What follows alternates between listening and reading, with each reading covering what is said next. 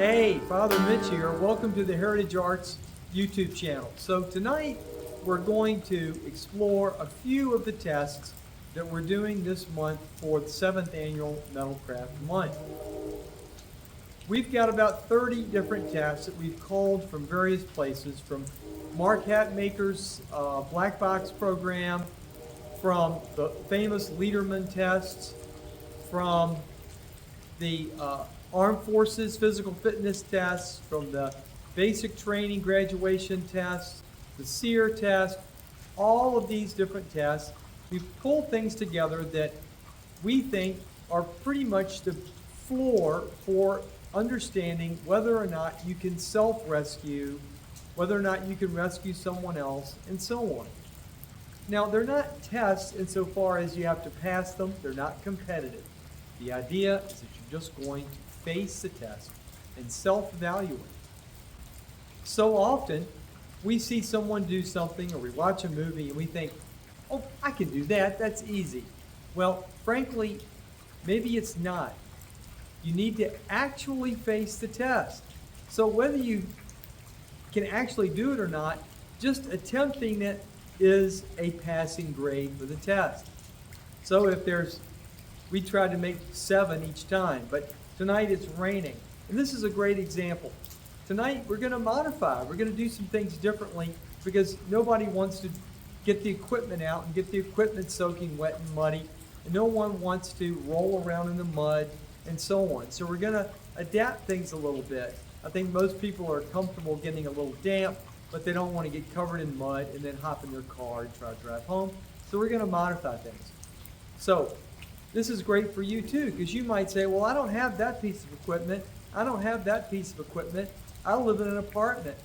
So you have to modify, adapt, and overcome. So find something close to the test and then get there. Now, the tests are as follows. Can you complete 8 pull-ups in 2 minutes? Now, if you got a bum shoulder, do chin-ups. If you can't do a pull-up, can you get up? Can you leap up and hang? Can you hang for 2 minutes? Maybe you can get up and you can do pull-ups till you fail, and then switch to chin-ups, and then maybe switch to hanging knee raises. But see what you can do on the bar. The goal is, can you complete 8 pull-ups in 2 minutes? All right, you guys, 2 minutes.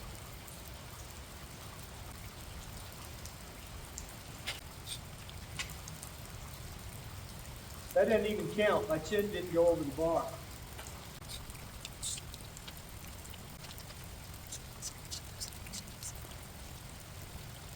I'll try to hang the rest of the time.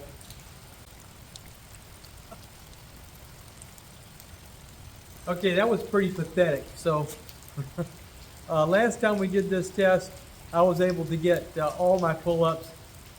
This year, not so much. Okay. 2 crappy, 1 crappy pull-up, 1 crappy chin-up, and 6 hanging knee raises. That's pretty awful. But at least I know what I can and cannot do. The next thing is, can you complete a 20-inch vertical jump? I'm going to fail that. But I'm going to check and see what my distance is. I'm going to jump and make a chalk mark when I go. I'm going to chalk my fingertips so I can I'll put a chalk mark when I hit the wall, when I hit the post rather.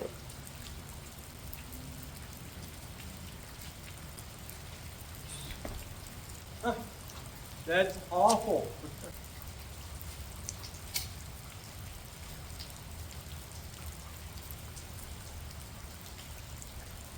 That is a 10.5-inch vertical jump. Absolutely awful. Can you swim 500 meters? Now, this is a very simple test. It's not about speed, it's about being able to do it. Well, you don't see a pool, do you? Well, I'm getting ready to show you how you can do a dry swim and see what you're capable of. Now, I'm not going to make you I'm not going to make you sit through an 8-minute swim. That's what you're going to do, is you're going to set a timer for 8 minutes. And what I want you to do is as many of each exercise as you want. You can do one, and then when you burn out, go to the second one, and then the third, and then the fourth. But you can do as many reps of each as you enjoy or benefit from, but you should switch through all 4. So don't do 0 of any exercise, okay? But alternate through these 4 exercises.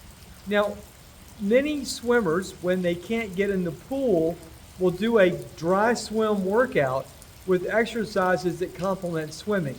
So these are 4 exercises that are sometimes done by swimmers to complement their fitness when they can't get in the water. So these are the 4 exercises you need to cycle through. The first exercise is a prison push-up. So you're going to go down, touch a knee, down, touch a knee, etc. Then the next exercise you're going to do is a swimmer. So you'll go to a swimmer, and you're just going to keep your arms and your legs moving. And you want to make sure that you're not just down here, that you're raised up and you're only touching your abdomen to the concrete, to the floor. When you burn out on those, then just come up to a plank and just hold your plank.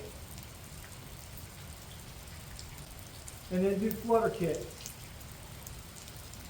Do that for 8 minutes. And when you're done, that simulates your 500-meter swim. Most intermediate swimmers can swim 500 meters in about 8 minutes. Next is your 1-minute balance. And so, again, if you have a slice of log or one of those fitness rollers and you feel comfortable doing it, you can stand on that and balance on 2 feet. Or you can do a 1-foot balance using a cushion or a pillow or a yoga block. Now, balance, by the way, deteriorates with age. The same forces that make your muscles mass hard to retain and so on create stiffness in the inner ear and the inability for it to react and detect the relative position of the body of the head when the water is tilting in the inner ear. So there is some evidence to suggest that practicing balance may help you retain balance later on into life. So this is important, especially for older folks, to practice it.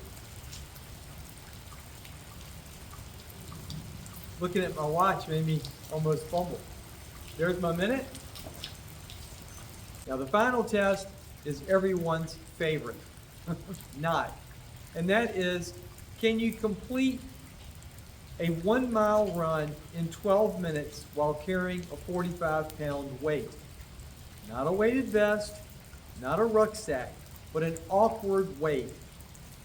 Now, many people can't do it. They have bad backs, they have bad knees, they have bad hips. Substitute. If 45 pounds is too heavy, I advise females and older people, at minimum, cut that weight down to 25 pounds. Now, if you have super bad knees, you just can't do it, then carry it, walk it out, and finish the 1 mile. You want to self-evaluate. What if you had to escape and there was an awkward piece of equipment or something like that that you needed to carry with you? You had to escape, and let's say you had to grab a 5-gallon jug of water that weighs 40 pounds, and you had to get out of there with it. That would be difficult. So it's a basic survival test. Now, if you can't do any weight at all, or you don't have a weight, then at least attempt a 1-mile run in 12 minutes in this style right here. This is called a POW run. And so when you take your arms out of it, that's very difficult. So attempt to do that. Maybe you only have a 5-pound dumbbell. Anything to make the run awkward and complete it in 12 minutes, 1 mile. Okay, that was miserable. I got the run done in 11:49, so I hit the standard. Definitely wasn't easy though, and there was On the uphills, there were a couple of walking sections where I had to actually walk those. Now, every session this month for Metalcraft Month, we're going to have spiritual homework. So we've done several different ones. We've had various stoicism tests and so on. This week's test is a detachment test. What I want you to do for the next day after your session is I want you to spend the next waking period, 16 hours, being detached from what is going on around you in terms of your emotions. In Christianity, we call these the passions, and the passions will let you down. Lately, in the wake of the presidential election, there were a number of people who were very, very passionate. They were either very upset or they were very psyched and excited about the election results. But the problem, brothers and sisters, is that passion leads to problems. So if you become angry, then you can become vengeful. If you become frustrated with what your neighbors have done, then it allows you to become alienated from them and perhaps not love and respect and care for them as you should. These ideas are universal in almost all spiritual traditions. In Zen Buddhism, they're called attachments. All the great sages and priests of all the great traditions value detachment from these passions. So there's something to be said for enjoying your life, for enjoying your meal, enjoying the company of your loved ones, and being favorably disposed towards events in the world, or having a frown. But allowing yourself to get wrapped up in them is simply not sensible, and it doesn't befit a warrior to do so. So I want you to concentrate, at least for the next day, on this sort of detachment. Now, there's a biblical quote that goes right along with this, and it goes like this: I have told you these things so that in you may have peace. In this life you will have tribulation, but be of good cheer. I have overcome the world. And that's John 16:33. People often will say or refer to Jesus as the Prince of Peace. And people think of this as peace as in freedom from war and conflict. And to a certain extent, that's true. But really, it's talking about inner peace. And when we say the peace of Christ, when we greet our brothers and sisters or say goodbye, we say the peace of Christ or peace be with you. We're talking about the peace that inheres between us as individuals in a community and within our hearts. This is the meaning of Luke 17:20 through 21. The kingdom of God is not coming with signs to be observed, nor will they say, lo here or lo there, for the kingdom of God is within you. Do not allow yourself to be wrapped up in your passions. Do not allow your morality and your ethics and your behavior to be swayed too far in one direction or another in an unhealthy way by what other people are doing, what other people are saying. If you face these various tests, including the spiritual homework test I just gave you, then by all means, put a link in the comments or send me an email at mitch@heritageartsinc.com, and I'd like to put your photos, with your permission, on our blog so everyone can see your participation and be encouraged to participate themselves. Go to the blog, go to heritageartsinc.com/blog, and check out the tests we're doing this month. There'll be a new one posted every Sunday around 2, 3 o'clock in the afternoon. Take care, everybody, and God bless.